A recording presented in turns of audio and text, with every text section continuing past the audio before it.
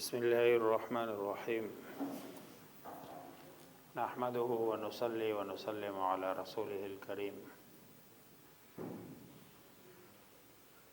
رمضان کے مسائل کا سلسلہ چل رہا تھا۔ کل بتلایا تھا کہ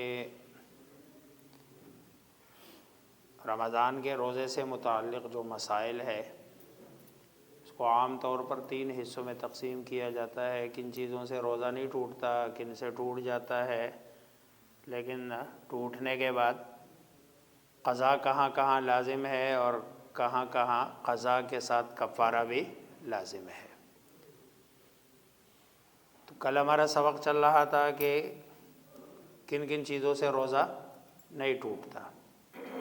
اس میں ایک بتایا تھا قائے کرنے سے، تفصیل بتا چکا ہوں کہ اگر کوئی آدمی قائے کرتا ہے تو اس سے روزہ نہیں ٹوٹتا۔ دوسری چیز بتا دی تھی خون نکلنے سے یا دینے سے، اس سے روزہ نہیں ٹوٹتا۔ تیسری چیز بتائی تھی کہ انجیکشن لگانے سے، چاہے وہ رگ میں ہو چاہے وہ گوشت میں ہو، اس سے بھی روزہ نہیں ٹوٹتا۔ عام طور پر لوگ سمجھتے ہیں کہ روزہ ٹوٹ جاتا ہے، حالانکہ اس سے روزہ نہیں ٹوٹتا۔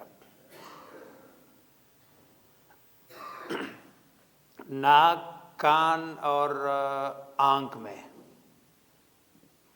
دوائی یا کوئی اور چیز ڈالنا، اس کے لیے ایک ضابطہ ہے، اصول ہے جو روزے کے توڑنے کا ہے، اور پھر اصول اور ضابطے پر ہم ان تینوں کو دیکھیں گے۔ وہ اصول یہ ہے کہ وہ دوائی یا وہ چیز جو پیٹ تک اس کا جو راستہ ہے اصل، اس کے ذریعے سے پہنچ جائے، اس سے روزہ ٹوٹتا ہے۔ اگر پیٹ تک یا جسم تک مسامات کے ذریعے سے یا رگوں کے ذریعے سے، وریدوں کے ذریعے سے کوئی چیز پہنچے، اس سے روزہ ٹوٹتا نہیں ہے۔ اب اگر ناک میں کوئی آنکھ میں کوئی دوائی ڈالی جاتی ہے تو آنکھ کا براہ راست پیٹ کے ساتھ کوئی کنیکشن نہیں ہے، راستہ نہیں ہے، اس لیے آنکھ میں جو بھی چیز ڈالی جائے ممکن ہے اس کا اثر جائے رگوں کے ذریعے سے، مسامات کے ذریعے سے معدے تک، لیکن براہ راست وہاں کوئی راستہ نہیں ہے کہ جدھر سے کوئی چیز مطلب ہے چلی جائے، اس لیے روزہ نہیں ٹوٹتا۔ سرما ڈالے، کوئی دوائی ڈالے آنکھ میں، اس سے روزہ نہیں ٹوٹتا۔ کان کبھی کوئی راستہ نہیں ہے براہ راست، البتہ قدیم فقہا نے لکھا ہے کہ کان میں دوائی ڈالنے سے روزہ ٹوٹ جاتا ہے، لیکن جدید فقہا کہتے نہیں، کان میں دوائی ڈالنے سے روزہ، یا کان میں اگر کوئی آدمی غسل کر رہا ہے، نہا رہا ہے اور کان میں پانی چلا جائے تو قدیم فقہا کہتے ہیں روزہ ٹوٹ جاتا ہے، لیکن ابھی نئے فقہا کہتے ہیں اس سے روزہ نہیں ٹوٹتا، کیونکہ وہاں لیکن چونکہ فقہا کا اس باب میں اختلاف ہے کہ ٹوٹتا ہے یا نہیں ٹوٹتا، احتیاط کرنی چاہیے کہ بھئی کان میں پانی نہ جائے، لیکن روزہ ٹوٹتا نہیں ہے۔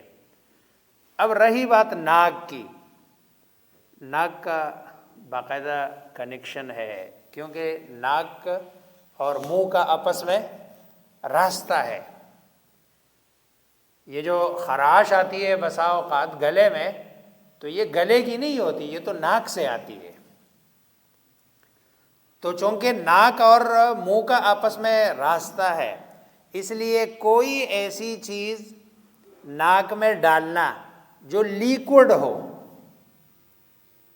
ہوا نہیں، لیکوڈ ہو، وہ ناک میں ڈالنا، اس سے روزہ ٹوٹ جاتا ہے۔ کیوں؟ اس لیے کہ وہی لیکوڈ چیز منہ کے ذریعے سے وہ معدے میں جا کے پہنچتی ہے۔ اب مثلاً اگر کسی آدمی کو سانس کی تکلیف ہے، وہ آکسیجن لگا دے، لیکن آکسیجن میں کوئی لیکوڈ نہیں ڈلا ہوا ہے، خالص آکسیجن ہی ہے، اس سے روزہ نہیں ٹوٹے گا۔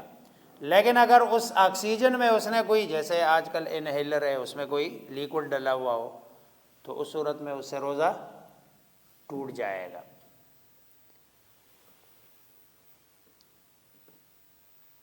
منہ میں جو ہوا میں اڑنے والی چیزیں ہیں جس سے بندے کے لیے بچنا ممکن نہ ہو، مثلا دھواں ہے، روڈ پہ بندہ جا رہا ہے، موٹر سائیکل والا، گاڑی والا دھواں چھوڑ رہا ہے اور بندہ اس کو وہ سانس کے ذریعے سے اندر، آپ منہ کھل گیا اور سامنے سے مکھی مچھر یا کوئی بھی چیز منہ کے اندر چلی گئی اور بندے نے نگل بھی لیے، اس سے بھی روزہ نہیں ٹوٹتا۔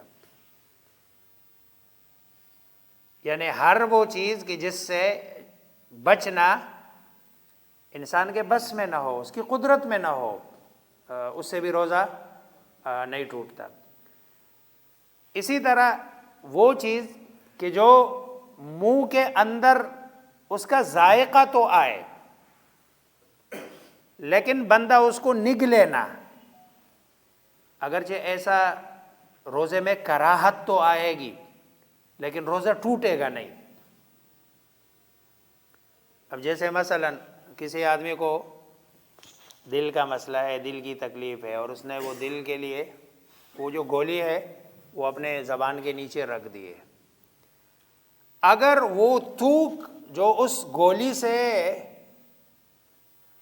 بن جائے اس کو اگر یہ نگلے نہ اور باہر پھینک دے، اس سے بھی روزہ نہیں ٹوٹے گا۔ ہاں اگر اس تھوک کو یہ نگل لے تو اس سے روزہ ٹوٹ جائے گا۔ اسی طرح کوئی چیز چکھ لی اور پھر اس کو پھینک دیا، ایسا کرنا مناسب تو نہیں ہے، اچھا تو نہیں ہے، لیکن روزہ نہیں ٹوٹے گا۔ ہاں البتہ اس کے لیے نامناسب بھی نہیں ہے، اگر کسی خاتون کا شوہر بد دماغ ہے، سخت ہے، بدتمیز ہے، اور اس کو پتہ ہے کہ اگر سالن میں کوئی نمک کم ہو گیا یا زیادہ ہو گیا یا مسالہ کم ہو گیا زیادہ ہو گیا تو وہ بدتمیزی کرے گا، مارے گا، پیٹے گا، غصہ کرے گا، تو ایسے خاتون کے لیے چکھنا نامناسب بھی نہیں ہے، اس کو شریعت نے اجازت دے دی ہے، چکھ لو اور چکھ کے تھوک دے، اس کو اجازت دی ہے شریعت نے کہ اجازت ہے۔ رات کو سوتے وقت افطاری سحری کر لیے، سحری کے بعد بندہ سو گیا یا نہیں سویا لیکن دانتوں کے بیچ میں کوئی ذرات چھوٹے چھوٹے وہ اٹک گئے ہیں، اگر وہی چھوٹا ذرہ بندہ اندر ہی اندر اس کو نگل لے تو اس سے بھی روزہ نہیں ٹوٹے گا۔ ہاں اگر اس کو باہر نکالے اور پھر دوبارہ اس کو ڈال کے کھا لے تو اس صورت میں اس کا روزہ، کیونکہ جو اندر ہے وہ اندر ہی کا ہے اور اندر ہی چلا گیا، لیکن اگر اس کو باہر نکالے تو یہ ایسا ہے جیسے باہر سے کوئی چیز بندہ منہ میں ڈال کے دوبارہ اس کو کیا کرتا ہے، کھا کے، تو اس صورت میں روزہ ٹوٹ جائے گا۔ یہ ہے چند صورتیں جو میرے ذہن میں ہے کہ جن سے روزہ لوگوں میں مشہور ہے کہ اس سے روزہ ٹوٹتا ہے، حالانکہ ان سے روزہ نہیں ٹوٹتا۔ آپ حضرات کے ذہن میں اگر کوئی اس طرح کا سوال ہو تو وہ سوال کر سکتا ہے کہ ان چیزوں کے بارے میں کہ جن سے روزہ نہیں ٹوٹتا۔ پچھلی دفعہ جی ادھر یا کہیں پہ کسی نے بتایا کہ اگر وہ جو یہ طاقت کا ٹیکا ہوتا ہے نا انجیکشن، اگر وہ لگا لے تو اس سے روزہ ٹوٹتا ہے چونکہ اس کو توانائی فراہم کرتا ہے۔ جی طاقت کا جو ٹیکا ہے یا اس کا ہے، اس سے روزے میں کراہت تو آتی ہے لیکن روزہ اس سے ٹوٹتا نہیں ہے، روزے میں کراہت آتی ہے لیکن روزہ اس سے ٹوٹتا نہیں ہے۔ میں نے کہا کہ بھئی اس کے لیے ضابطہ اور اصول یہ ہے کہ یعنی جس چیز سے مطلب ہے کھانے پینے والی چیز ہے کہ جو براہ راست بندے کے معدے تک پہنچے۔ اب دو ہی راستے ہیں انسان کے معدے تک پہنچنے کے لیے، ایک منہ کا راستہ ہے اور ایک نچلا راستہ ہے۔ اگر ان دو راستوں سے کوئی بھی چیز معدے میں پہنچا دی جائے تو ان دونوں صورتوں میں روزہ ٹوٹے گا، اس کے علاوہ روزہ ٹوٹے گا نہیں۔ البتہ وہاں چونکہ طاقت حاصل ہوتی ہے اس لیے اس سے کراہت ہوگی، روزہ ٹوٹے گا نہیں۔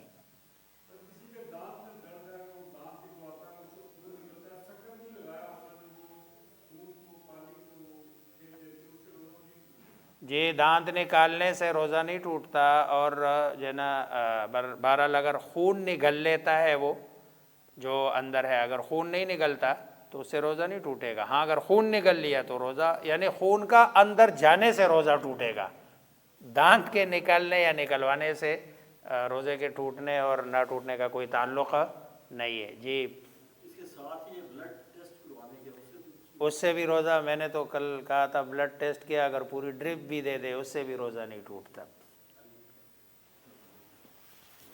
اللہ